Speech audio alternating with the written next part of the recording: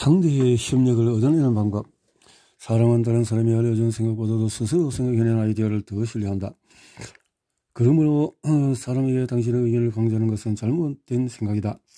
이런 생각도 있을 수 있다고 암시를 주고 상대가 생각해서 결정을 내리도록 하는 것이 훨씬 현명한 방법이다. 내 수강생 중에서 한 명인 필라델피아에 사는 아돌프 셀처 씨는 사기가 떨어진 자동차 영업사원에게 사기를 북돋아야겠다는 생각을 했다. 그는 회의를 열고 영업사원에게 요구사항을 말해달라고 요청했다. 그는 영업사원들의 요구사항을 칠판에 적은 다음에 이렇게 말했다.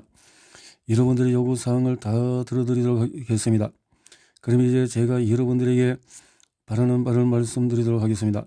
여러분들이 제 요구사항을 어떻게 들어줄지 말씀해 주십시오. 사원들은 즉각에서 대답했습니다.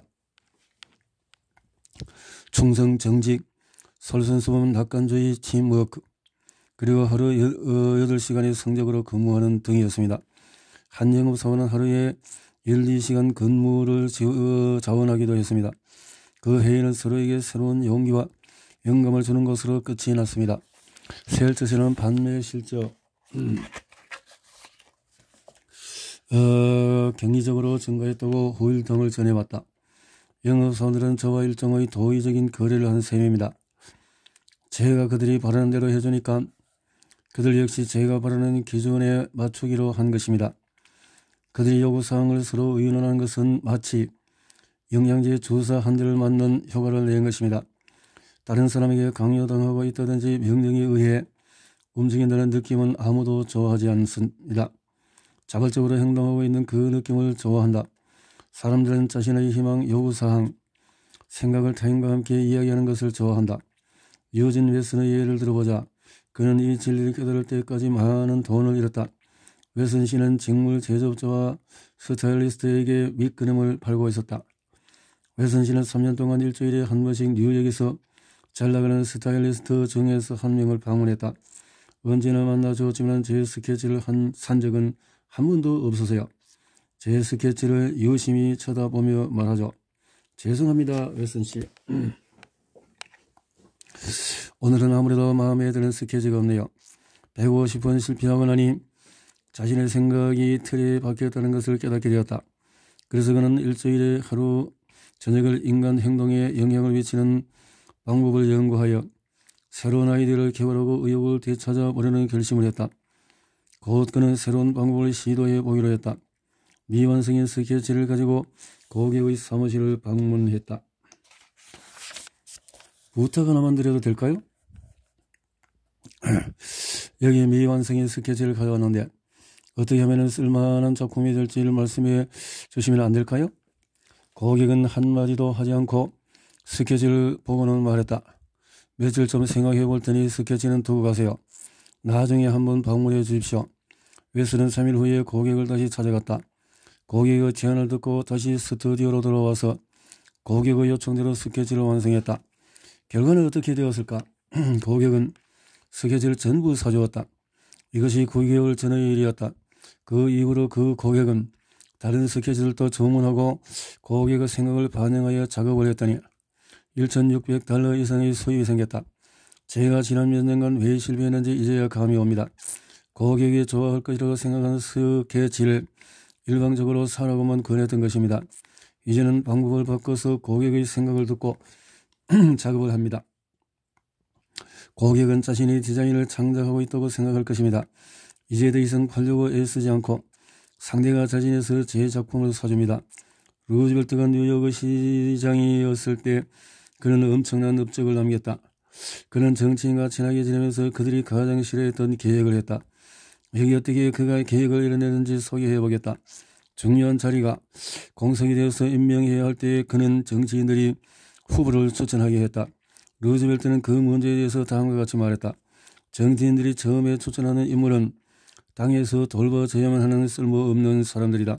그러면 정치인들에게 대중이 싫어할 인물이니 다른 인물을 추천해달라고 말한다. 그러면 두 번째로 추천한 인물도 역시 쓸모없이 자리만 차지하고 일은 안 하는 사람이다. 나는 정치인들에게 이 인물도 대중의 기대에 부합하지 않는 인물이니 직책에 적합한 인재를 추천해달라고 부탁한다. 세 번째, 추천하는 사람은 그럭저럭 괜찮은 치마는 딱 들어맞는 인물은 아니다. 그러면은 지도자들이 감사하면서 한 번 더 추천해달라고 부탁한다. 네 번째, 추천하는 사람은 내 의중에 맞는 사람이다. 나라도 그런 사람을 뽑을 것이다. 그들의 협조에 감사를 표하며 나는 그 사람을 임명한다. 즉 공로를 그들에게 돌리는 것이다. 실제로 그들은 국가 공무원 법과 법인 세법안 등의 개혁 법안을 지지해 주었다. 루스벨트는 상대와 상의하고 되도록 그 의견을 받아들인다. 정리한 임명을 할 때 책임자들이 자신들이 직접 후보자를 골랐다고 생각하게 하고 아이디어는 자기 생각이라고 여기게 만든다. 아이디어는 자기 생각이라고 여기게 만든다.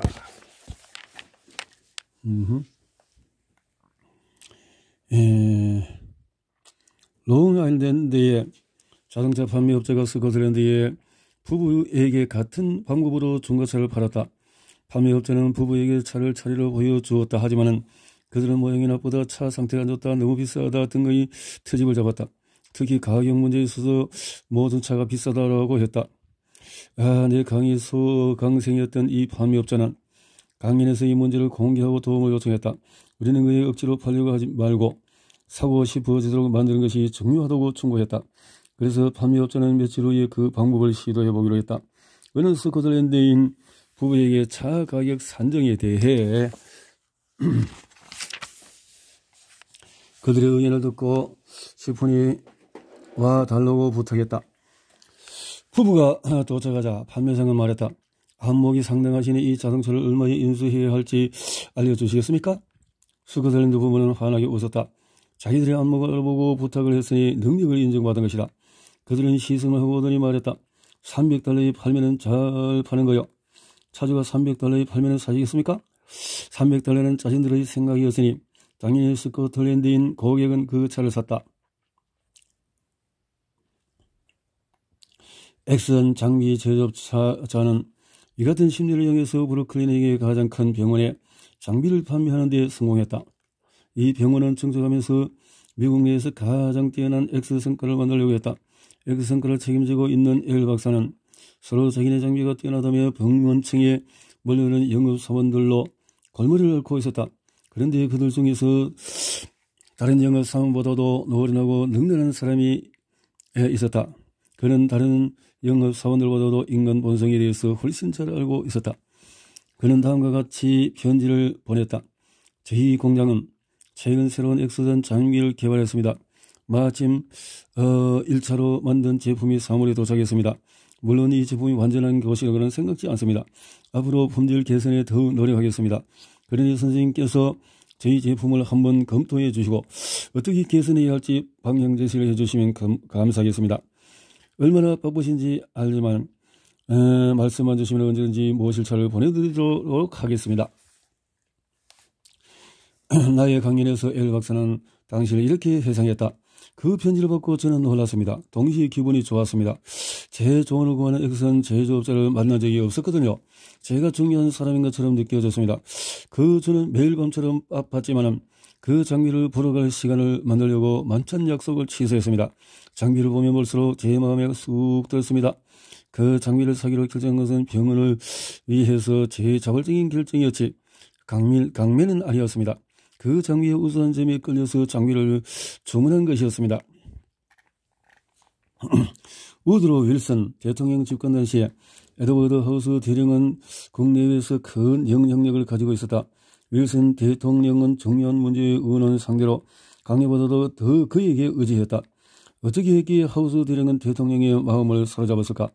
다행히 하우스 대령 스스로 아더 스미스에게 그 비밀을 밝혔고 스미스가 신문기사에 그것을 밝혔다. 대통령과 친해진 이후에 대통령에게 어떤 생각을 유도하는 데는 아주 우연히 대통령의 마음에 그 생각을 심어놓고 대통령이 자발적으로 관심을 갖게 하는 것이 최고의 방법임을 알게 되었다. 즉 대통령 자신이 그것을 생각한 것처럼 여기에 하는 것이다. 나는 우연히 기회에 이 사실을 알게 되었다. 백악관으로 대통령을 방문해서 어떤 정책에 대해서 의견을 나누었다. 그는 반대하는 것처럼 보였다. 하지만 놀랍게도 며칠 후에 만찬에서 대통령의 의견이 내가 전에 얘기한 것과 같았다. 하우스 대령이 이때 대통령의 말에 끼어들어 그것은 대통령 각하의 의견이 아닙니다. 제 생각입니다. 라고 말했을까? 아니다. 하우스 대령은 능란하여 명예보다는 진리를 선택했다. 그는 계속해서 대통령이 그 생각이 자신이 스스로 생각한 것처럼 느끼게 만들었다. 우리가 당장 내일 만나는 사람들은 전부 우드로 윌슨 대통령과 똑같은 사람이다. 예부터 하우스 대령의 방법을 이용해보자. 몇 년 전에 뉴브런즈 위에 사는 한 남자가 이 방법을 써서 나를 단골 손님으로 만들었다. 나는 당시 뉴브런즈 위에 낚시와 카누를 타러 갈 계획이었다. 그래서 여행사에 정보 요청 편지를 보냈다. 내 이름과 주소가 즉시 다른 여행사에도 뿌려졌다. 당장 여행사와 산장에서 보낸 편지와 팜플렛이 쇄도하기 시작했다. 정보가 너무 많으니 무엇을 골라야 할지 머리가 아플 지경이었다. 그런데 어느 기발한 사람이 나에게 자신의 숙소에 묵었던 뉴욕 사람들의 전화번호와 이름을 보내면서 내가 직접 그들에게 전화해서 물어보려는 편지를 보냈다. 그런데 놀랍게도 그 명단에 내가 아는 사람이 있었다. 그에게 전화를 해서 물어보고 그 산장에 예약을 했다. 다른 사람들은 나에게 자기 산장에 묵으라고 강권하지만 그 사람은 내가 직접 선택하도록 기회를 주었다. 상대가 그 생각이 바로 자신의 것이라고 느끼게 하라. 규칙 7번.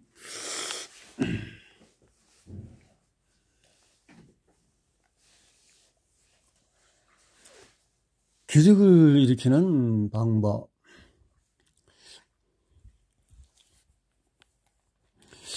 (2500년) 전에 중국의 현자 노자는 이 책을 읽는 독자들이 명심해야 할 말을 했다.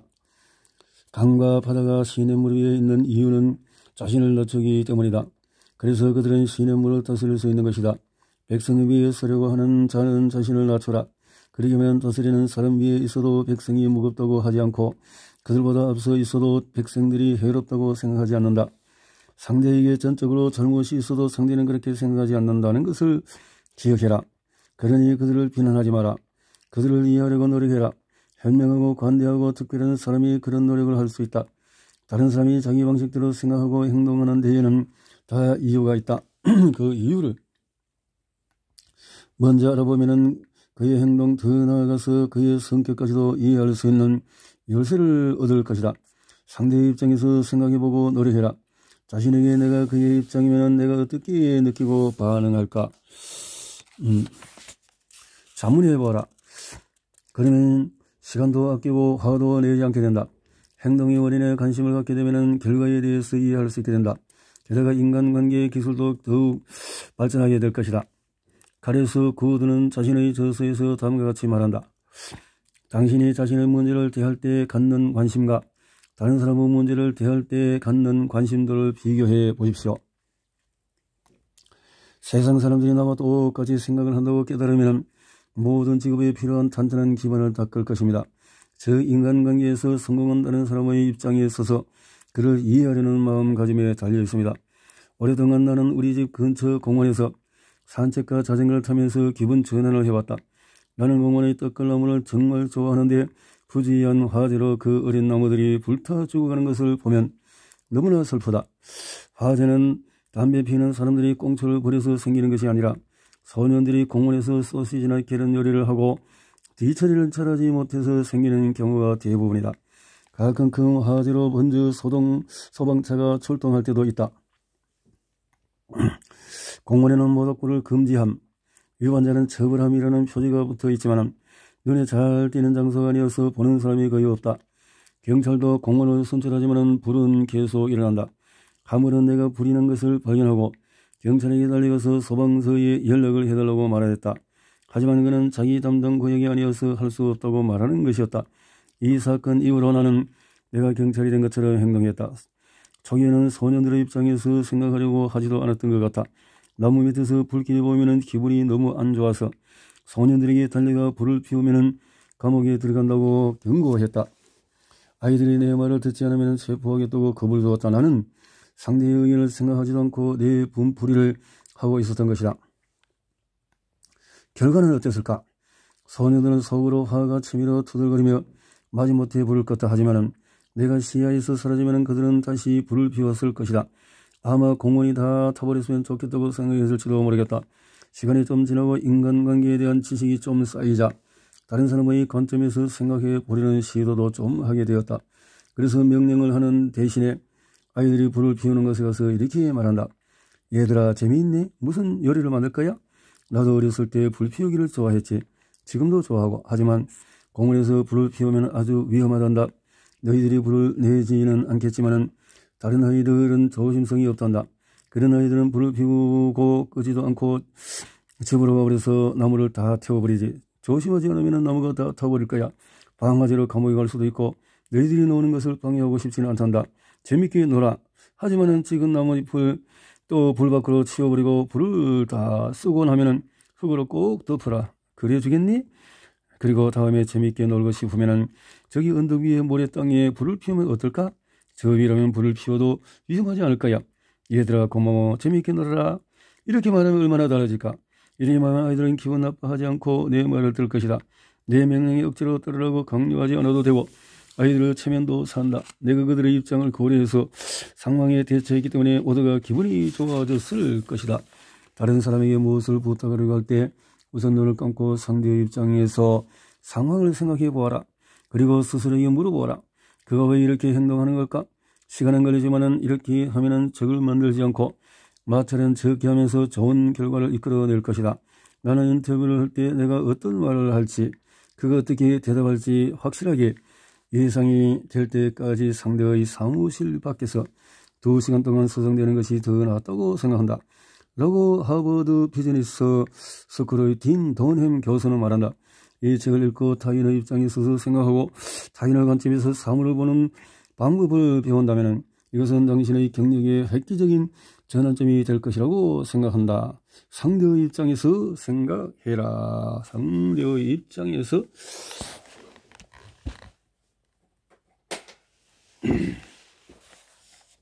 모든 사람이 원하는 것은 언쟁을 피하고 상대가 호감을 갖게 해서 당신의 이야기를 주의 깊게 듣게 하는 마법의 문구를 알고 싶은가? 그렇게 생각하는 것은 당연한 일입니다. 제가 당신이더라도 역시 그렇게 생각할 것입니다. 라는 문구이다. 이렇게 이야기를 시작하면 아무리 화난 사람이라도 금방 누그러뜨려진다. 상대의 입장이 되면 그와 같은 생각을 갖게 되니까 이 말은 100%의 진정성이 있다. 알카포네로를 예로 들어보자. 당신의 그와 같은 몸, 성질, 정신을 가졌다고 생각해보자. 그와 같은 환경에서 자라고 그가 겪은 경험하였다면 당신은 그와 똑같은 사람이 될 것이다. 알카포네가 만든 것은 바로 그와 같은 것들이기 때문이다. 당신이 방울뱀이 아닌 이유는 당신의 부모가 방울뱀이 아니기 때문이다. 당신이 소에게 키스를 하지 않고 뱀을 신성시하지 않은 이유는 당신이 인도의 힌두교 가정에서 태어나지 않았기 때문이다. 당신에게 화를 내는 고집불통인 비이성적인 사람들이 그렇게 된 데에는 충분한 이유가 있다. 그 사람들을 불쌍하게 여기라. 동경하고 이해해라. 술에 취해서 비틀거리는 사람을 길에서 보면 신의 은총으로 말미암아 내가 있나니라고 감사해라. 당신이 만나는 사람들 중에서 사문의 섬은 동정에 굶주리고 있다. 그들을 동정하면 그들은 당신을 좋아하게 될 것이다. 나는 언젠가 작은 아시들의 저자루이자 메이알꽃을 방송한 적이 있다. 나는 그녀가 매사추세츠 주의 콩코드에서 저세를 집필한 것으로 알고 있다. 하지만 이 실수로 뉴햄프셔 주의 콩코드에 있는 그녀의 집을 방문했다고 이야기하고 말았다. 실수로 한 번만 뉴햄프셔라고 말하면 괜찮았을 텐데 2번씩이나 말하고 말았다. 곧바로 항의 편지 전부들이 쇄도했다. 많은 사람들이 분노하고 몇천 욕을 해대었다. 매사추세츠 주에서 콩코드에서 자라 지금은 필라델피아에 산다는 어떤 부인의 편지는 특히 신랄했다. 내가 루이자 메이 알콧을 식인종이라고 해도 이렇게 화를 내지는 않았을 것이다. 편지를 읽으면서 이런 여자와 결혼하지 않게 해주신 것을 감사합니다 하고 혼잣말을 했다. 당장 편지를 써서 내가 지명을 잘못 말했지만은 그녀는 기본 상식에 어긋나는 무례를 저질렀다고 말해주고 싶었다. 당장 팔을 걷어붙이고 내 생각을 말하고 싶었지만은 그러게 하진 않았다. 그것은 어떤 멍청이도 할 수 없는 바보 같은 짓이었다. 나는 바보가 되고 싶지 않아서 그녀의 제기를 허위로 바꿀 결심을 했다. 일종의 도전이었지만 해보고 싶었다. 내가 그녀였더라도 그렇게 했을 것이다. 이렇게 말하며 그녀를 이해하기로 했다. 다음에 내가 필라델피아에 갔을 때 나는 그녀에게 전화를 걸었다. 나는 부인 몇 주 전에 보내주신 편지를 잘 받았습니다. 부인은 교양 있고 예의 바른 목소리로 실례지만 누구시죠? 네, 저는 데일 카네기라고 합니다. 몇 주 전에 제가 한 루이자 메이 알콧 생각하는 방송을 들으셨죠? 제가 그녀가 뉴햄프셔 콩고드에 살았다고 잘못 말을 했습니다. 그 실수에 대해서 사과하고 싶었어요. 일부러 시간을 내어주셔서 편지까지 보내주셔서 감사했습니다. 부인, 제가 흥분해서 생각하지 않고 편지를 보내버렸네요. 죄송합니다. 아닙니다. 사과할 사람은 부인이 아니라 접니다. 나는 학교의 애들보다도 저보다 잘 알 거예요. 방송에서 사과했지만 개인적으로 사과드리고 싶습니다. 부인, 저는 매사추세츠 콩고드에서 태어났어요. 저희 집안은 200년 동안 그 고장의 명문가였습니다. 저는 저희의 고향을 자랑스럽게 여깁니다. 알콧이 뉴햄프셔 콩고드에 살았다는 방송을 듣고 실망했습니다. 하지만 그 편지를 보낸 것은 정말 부끄럽습니다. 저는 부인보다 더 기분이 상했습니다. 제 실수는 매사추세츠 주위에 사는 사람들만 기분 나쁘게 만든 것이 아니라 제 마음을 더욱 상하게 만들었습니다. 부인처럼 교양 있고 사회적 지위가 있는 분들이 일부러 시간을 내서 라디오에서 방송하는 사람들에게 편지를 쓰는 일은 없는데 다음에 제가 또 실수를 하면 다시 편지를 써서 지적해 주십시오. 부인, 제가 한 일을 이렇게 이해해 주시니 정말 감사합니다. 선생님은 정말 멋진 분이세요. 선생님에 대해서 더 알고 싶군요. 내가 이렇게 사과를 하고 부인의 입장을 이해했기 때문에 그녀도 나에게 사과를 하고 나를 이해해 주었다. 일시적인 분노를 참아내니 나를 모욕했던 사람이 나에게 친절하게 응대해 주었다. 나를 비난했던 사람이 나를 좋아하게 만드니 기분이 정말 좋아졌다. 역대 대통령들도 매일 거꾸로 대인관계에 직면한다. 제프드 대통령도 예외는 아니어서 그에게 반감을 가진 사람이 공감해주면 그 반감이 누그러진다는 사실을 경험해서 체득했다. 제프드 대통령은 야심찬 어머니의 분노를 어떻게 누그러뜨렸는지 재미있는 일화를 공개했다. 약간의 정치적 영향력 있는 남편을 둔 워싱턴의 한 부인이 나에게 자기 아들을 어떤 보직에 앉혀달라며 6주 이상 간청을 했다. 그 부인은 상하 의원들의 도움을 얻어서 절기차게 부탁해왔다. 그 제책은 전문적인 자질을 요구하는 것이어서 나는 부처 책임자의 추천에 따른 다른 사람을 임명했다. 그러자 그 부인에게서 편지가 왔다. 내가 마음만 먹으면 그녀의 소원을 들어줄 수 있는데 그렇게 하지 않은 것은 무리한 것이라는 내용이었다. 부인은 자신이 내가 특별히 관심이 있던 법안을 통과시키기 위해 자기 지역구 의원들을 설득해 주는데 그에 대한 보답이 이것이냐며 불평했다. 이런 편지를 받으면 누구나 감정을 억제하지 못하고 반박의 편지를 쓴다. 하지만 현명한 사람은 편지를 서랍에 넣고 서랍을 잠가버린다. 며칠 뒤에 서랍을 열어서 편지를 보면 답장을 보낼 생각은 없어져 버린다. 이것이 내가 취한 방법이다. 나는 늘 쓰는 대로 공손하게 편지를 썼다. 그녀의 실망은 이해하지만 그 직책은 개인적인 호불호를 떠나서 전문성이 중요하기 때문에 담당자의 추천에 따라서 임명했다고 소상히 설명을 했다. 그녀의 아들은 현재의 위치에서도 충분히 성공할 것이라는 나의 기대도 편지에 적었다. 이 편지는 그녀의 화를 누그러뜨렸고 그녀는 지난번 편지에 대해서 사과했다. 그런데 내가 임명한 사람의 임명 동의안이 지연 처리되자 이번에는 지난번 편지와 필적이 같은데 그녀의 남편이라는 사람에게서 편지가 왔다. 아내가 실망을 나머지 위암이 발병하여 침대에 누워있다는 편지였다. 처음에 임명했던 사람 대신에 그녀의 아들을 임명하면 그녀의 건강이 좋아지지 않겠냐는 편지였다. 나는 이번에는 그녀의 남편에게 편지를 다시 썼다. 의사의 진단이 오직이기를 바라고 그녀의 중병으로 인한 슬픔을 그와 함께 나누고 싶다고 썼지만 임명을 처리할 수는 없다고 했다. 내가 처음에 임명한 사람이 곧 확정되었고 이틀 후에 백악관에서 음악회가 열렸다. 우리 부부에게 가장 먼저 인사를 건넨 사람은 바로 이 부부였다. 부인이 중병에 걸렸다고 하는데 말이다. 휴그록은 아마 미국 제일의 음악 감독일 것이다. 그는 20년 동안 살리아핀, 이사도리 덩컨, 파블로바 같은 세계적인 유명한 예술가들과 작업해봤다. 개성강한 예술가들과 작업하면서 배운 첫 번째 교훈은 바로 그들을 마음속으로 깊이 이해하는 것이다. 3년 동안 휴그록은 메트로폴리탄 음악 애호가들을 흥분시킨 가장 위대한 베이스 가수 중에서 한 명인 피오드로 살리아핀의 음악 감독을 맡아왔다. 하지만 그는 항상 문제를 지켰다.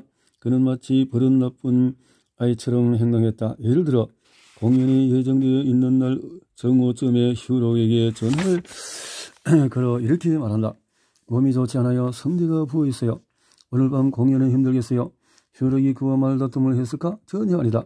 예술가를 그런 식으로 대하면 안 된다는 것을 나는 알았다. 그는 알았다. 그는 당장 살리아 피노의 호텔 방으로 달려가 그를 위로한다. 정말 안 됐네. 불쌍한 친구. 목이 그러면 노래하면 되지 안 되지. 공연을 당장 취소하겠네.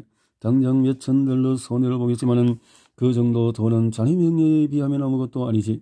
그러면 살리아 피는 한숨을 쉬며 말한다. 오후 늦게 한 번 더 와주세요. 5시쯤요. 그때 와서 제 상태를 봐주세요. 5시에 휴록은 다시 살리아 피노의 호텔 방으로 달려간다. 다시 그가 공연을 취소하라고 말하면은 살리아 피는 한숨을 쉬며 글쎄 나중에 다시 오세요. 그때쯤 되면 괜찮아지겠죠. 7시 30분이 되면은 이 위대한 가수는 노래하겠다고 말하면서 휴록에게 자신이 무대에 오르기 전에서 지독한 감기에 걸려서 목 상태가 좋지 않다고 미리 관객들에게 양해를 구해달라고 부탁한다. 휴록은 그것이 유명 가수를 무대에 올리는 유일한 방법이기 때문에 그렇게 하겠다고 약속할 것이다. 아더 게이츠 박사는 그의 유명저서 교육심리학에서 다음과 같이 말한다. 인간은 모두 공감을 받고 싶어한다. 어린이는 자신의 상처를 보여주고 싶어하며 동정을 받기 위해서 심지어 상처를 내기도 한다. 이와 마찬가지로 어른도 상처를 보여주고 사고, 질병, 특히 외과 수술 같은 것은 상세하게 다 이야기하려고 한다. 어떤 상황에서든 불행에 대한 자기 동정은 모든 인간이 느끼는 감정이다. 상대의 생각이나 욕구에 공감해라.